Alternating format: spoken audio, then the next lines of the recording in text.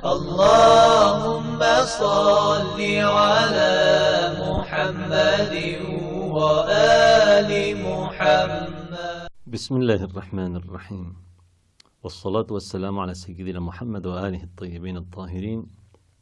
En el nombre de Dios, el compasivo, el misericordioso, que las bendiciones de Dios sean con el profeta Muhammad y los nobles inmaculados de su descendencia.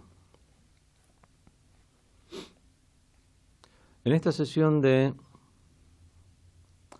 sobre corrientes y escuelas teológicas del Islam, hablaremos sobre la escuela Maturidía. La escuela Maturidía es muy similar en sus propuestas, en sus resultados, e incluso hasta en sus métodos, a la escuela de Abul Hasan al-Ash'ari. Pero podemos decir que tiene un mayor uso de la racionalidad. La escuela de Abul Hasan al-Ash'ari fue formulada en los principios de la cuarta centuria de la Égira lunar. Junto con al mismo tiempo en que se estaba dando este movimiento académico, intelectual de Abul Hasan al-Ash'ari en el Irak, o sea, cerca de la capital del califato, cerca de la capital de los abbasíes, hay dos movimientos teológicos, hay otros dos movimientos teológicos que en cuanto a métodos, en cuanto a objetivos que se proponían y en cuanto a las creencias que finalmente después propusieron, fueron muy similares. Entre sí son muy similares la escuela Ash'arita, la escuela Maturidía y la escuela de At-Tahawi. Ahora lo veremos. Una de estas otras escuelas surgió en lo que en árabe se llama Ma Wara'un Nahr. Ma Wara'un Nahr se llama, en castellano lo vamos a encontrar como Transoxania. ¿Qué es Transoxania? Bueno, por muchísimo tiempo ya se había dejado de utilizar ese término, porque toda esa zona desde principios del siglo pasado, había sido anexado a lo que era entonces la Unión Soviética. Así que para comprender hoy en día cuál es esa zona, digamos que son las ex repúblicas soviéticas donde habitan los musulmanes, de mayoría musulmana. Azerbaiyán, Turkmenistán, Tayikistán, esa es la zona de Transoxania. En árabe, Ma Wara'un Nahr. Una de estas dos escuelas que también surgieron y con los mismos ideales, objetivos y resultados, una fue en Transoxania y la otra fue en Egipto. El Abu Mansur al-Maturidi, fallecido en el año 333 de la Égira lunar, fue el fundador de esta escuela Maturidía. Y Abu Ja'far al-Tahawi, fallecido en el año 321 de la Égira lunar, es el fundador de esta tercera escuela que tendría objetivos y creencias similares. Los tres movimientos teológicos surgieron como una forma de defender las ideas de Ahlul Hadith en base a un método, por la forma que habían quedado en el descrédito, estaban siendo desacreditadas todas estas ideas, y como forma de responderle a los mu'tazilitas con con ese gran empuje con el que se presentaron en el escenario de las ciencias religiosas islámicas, levantando la consigna de la racionalidad. Así que podemos decir que estas tres escuelas, los ash'aritas, los maturidíes y la escuela de At-Tahawi, lo que buscaban era un punto medio entre la escuela de Ahlul Hadith y la de los Mu'tazilíes. La escuela de Ahlul Hadith, que negaba el rol del intelecto, y la de los Mu'tazilíes, que le daban todo el rol al intelecto. Hay algo que fue fundamental para las diferencias que se ven en los resultados, en los métodos de inferencia o defensa de las creencias. En este caso, en el caso del Ash'ari, únicamente defensa de las creencias y los resultados. Esa diferencia que hubo entre ellos fue que Abul Hasan al-Ash'ari seguía la escuela de jurisprudencia shafi'ita, seguía a Shafi'i en jurisprudencia. En cambio, al-Maturidi y al-Tahawi seguían a la escuela de Abu Hanifa. Recordemos que habíamos hablado en las sesiones anteriores, cuando hablábamos de Ahlul Hadith, y cómo la persona más representativa de Ahlul Hadith, que fue Malik ibn Anas. Malik ibn Anas es el fundador de una escuela de jurisprudencia, la escuela de jurisprudencia malikita, pero a través era también, podemos decir, el más célebre de entre los sabios de Ahlul Hadith, la gente del Hadith, que dejaba de lado el intelecto y que se basaba, podemos decir, exclusivamente en las transmisiones. Y en oposición a la escuela de jurisprudencia de Ahlul Hadith estaban Ahlul Ra'i o Ahlul Ijtihad, que era la escuela de Abu Hanifa, quien usaba inferencias racionales y se basó en el qiyas o analogía para sus conclusiones jurídicas. Al-Maturidi y al-Tahawi, al seguir a un sabio como Abu Hanifa, que utilizaba estos métodos de la utilización de las inferencias racionales, es algo que no lo utilizó solamente en lo que hace a las cuestiones de jurisprudencia, sino también a las cuestiones de creencia, cuestiones teológicas. Y al-Maturidi y al-Tahawi es por eso que daban mucho más valor a los razonamientos lógicos, incluso para la deducción e inferencia de creencias, que lo hacía al-Ash'ari. Y esto se vio reflejado en las doctrinas que después propusieron. Al-Maturidi y al-Tahawi seguían a Abu Hanifa en cuestiones de jurisprudencia.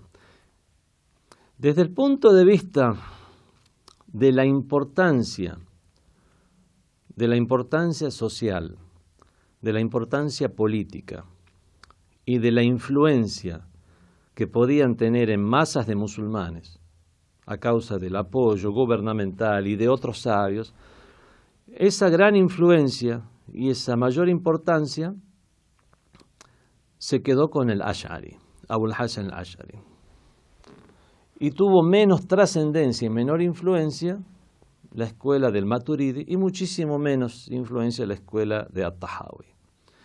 La explicación de esta es lo siguiente, es algo simplemente por una cuestión, bueno, simplemente no, pero una cuestión muy importante fue la cuestión geográfica.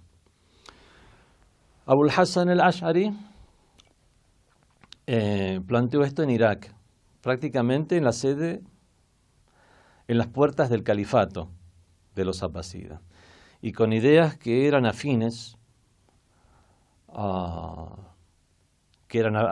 a lo que el gobierno quería y afines a las ideas y creencias que ya la gente había asimilado por generaciones y que ya tomaba eso como si fuera el Islam original revelado por el profeta. Eso hizo que mucho más rápido tuviera aceptación y comenzara a expandirse por el resto del mundo islámico y a tener mucha mayor influencia. Y a pesar de ser más racional y lógica las formulaciones de Al-Maturidi, a causa de las distancias geográficas, menos contactos con el califa, con el califato, fue mucho menos difundida, pero sin dejar de tener importancia, teniendo muchísimo menos influencia en la escuela de At-Tahawi, y por eso que directamente no la vamos a tratar, sino que vamos a tratar ahora únicamente la escuela de Al-Maturidiyya.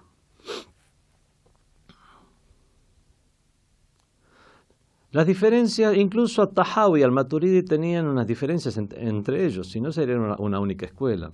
Las diferencias de At-Tahawi y Al-Maturidi estaban en que el Maturidi, mucho más que At-Tahawi, realizaba lo que se llamaba el ijtihad, o sea, procurar tener una opinión personal y formada propia y argumentar las creencias. No simplemente una argumentación para defenderlas, sino para argumentarlas y establecerlas. El propósito de At-Tahawi era simplemente ofrecer una especie de resumen un compendio de los pensamientos o ideas de Abu Hanifa, para exponer qué es lo que pensaba Abu Hanifa. Si bien ya era conocida su escuela de jurisprudencia, quería exponer también cuáles eran sus ideas en cuanto a creencia, y nada más. En cambio, Al-Maturidi dijo, bueno, lo que voy a usar es el método de Abu Hanifa y voy a seguir a imitar a Abu Hanifa en la utilización de ese método. Por lo tanto, voy a tener mis propias conclusiones basadas en el método de Abu Hanifa. Desde que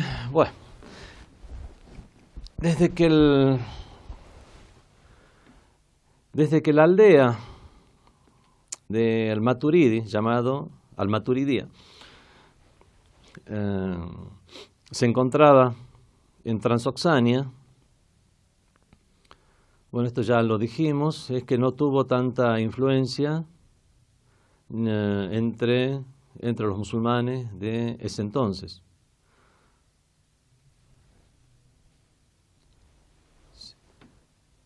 Una de las particularidades del método de Abu Hanifa, que es el método que utilizó Al-Maturidi, una de las particularidades del método de Abu Hanifa es que, a diferencia de Ash-Shafi'i, que es la persona que seguía a Abu al-Hasan al-Ash'ari, a diferencia de Ash-Shafi'i, a diferencia de Ibn Hanbal y a diferencia de Malik, utilizaba en la jurisprudencia el qiyas, el razonamiento y el propio ijtihad. Por eso, entre la escuela jurídica de Abu Hanifa, ellos se llamaban Ahlul Ra'i o Ahlul Ijtihad.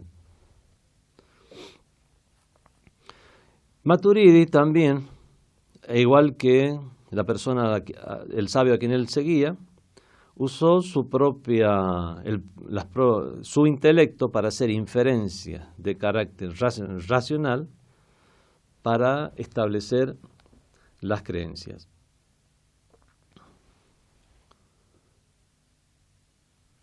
Por lo tanto, él realmente lo que quería era descubrir las creencias y no solo defender las ya existentes. Es por esto que Abu al-Hasan al-Ash'ari se puede decir que la escuela que planteó, y al seguir métodos académicos y usar el intelecto y la razón en cierta medida, sin llegar al extremo de delegar todo el intelecto como hacían los mu'tazilitas, y sin llegar a negar su rol como decían los Ahlul Hadith, podemos decir que la escuela de Abul Hasan al-Ashqari se sitúa en el punto medio entre los Ahlul Hadith y los Mu'tazilitas. Y la escuela del Maturidi podemos decir que está en un punto medio entre los Ash'aritas y los Mu'tazilitas, al darle un mayor rol al intelecto, ya no solo para defender, sino también para formular. Entre las creencias dentro de la escuela teológica del Maturidi es la aceptación de que las cosas son buenas o malas en esencia. Es realmente un paso importante porque ya es contradecir una de las creencias de Ahlul Hadith y contradecir también la defensa racional o que hizo de la misma al-Ash'ari. Aceptar que los actos pueden ser buenos o malos en sí mismos y que existe una inherencia racional para inferir lo bueno o malo de las cosas.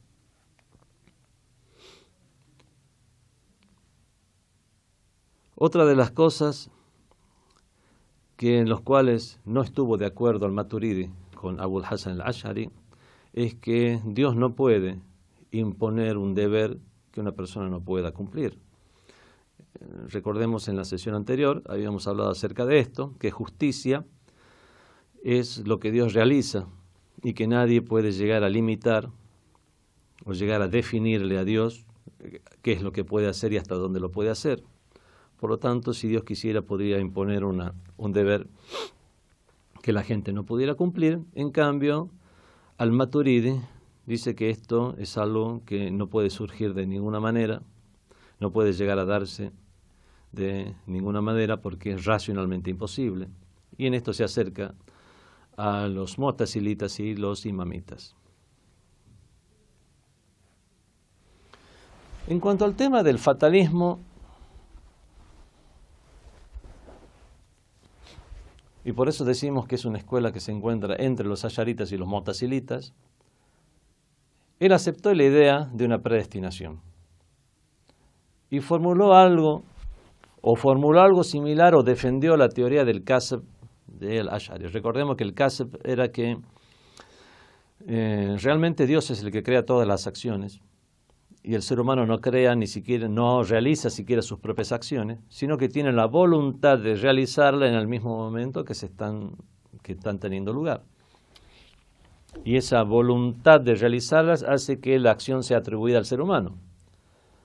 Ahora, ¿cómo hacemos para no atribuirlas a Dios cuando Él es el que las está haciendo? Esa es la parte que, digamos, faltaría resolver. Pero aceptó esta teoría sin llegar a realizar una defensa de la misma, o una defensa importante de la misma, y quedarse al nivel de simplemente lo que estamos diciendo. Lo que él llegó a decir es que se le da el atributo de fa'al o sujeto que realiza la acción y al ser humano, precisamente por la voluntad que tiene de realizarla. No se puede negar que adquiere esa atribución. Pero como dijimos, falta la parte de cómo no atribuirle a Dios, siendo Él quien realmente la realiza. Como sea, el caso es que al-Maturidi considera que Dios es quien crea todas las acciones, incluso las acciones que el ser humano realiza. Otra de las creencias de Abul Hasan al-Ash'ari, de al-Maturidi, considera que es posible ver a Dios. Pero también aquí hace igual que su coetáneo, Abul Hasan al-Ash'ari, y lo que hace es tafwid, delegar eso al conocimiento divino. No sabemos cómo se va a dar eso,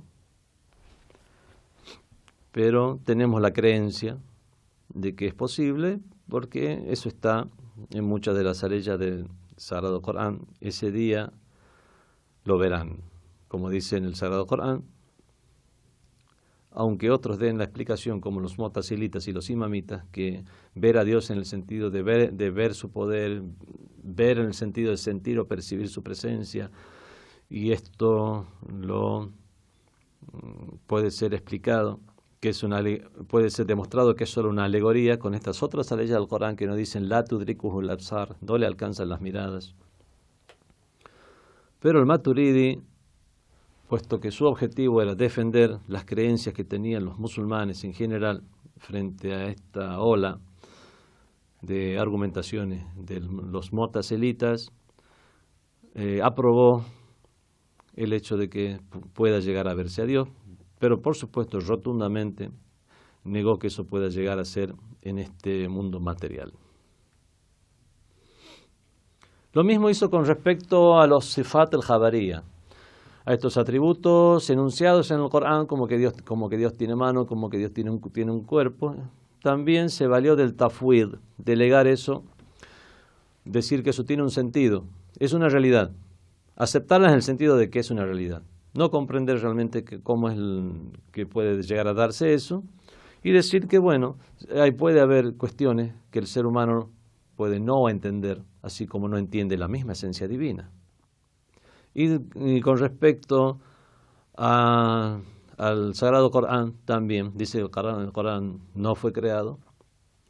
Y en este sentido también considera, igual que Abul Hasan al-Ash'ari, hace la misma distinción en que hay que diferenciar las palabras en Dios, las palabras que son enunciadas o proferidas y las palabras que tienen un sentido.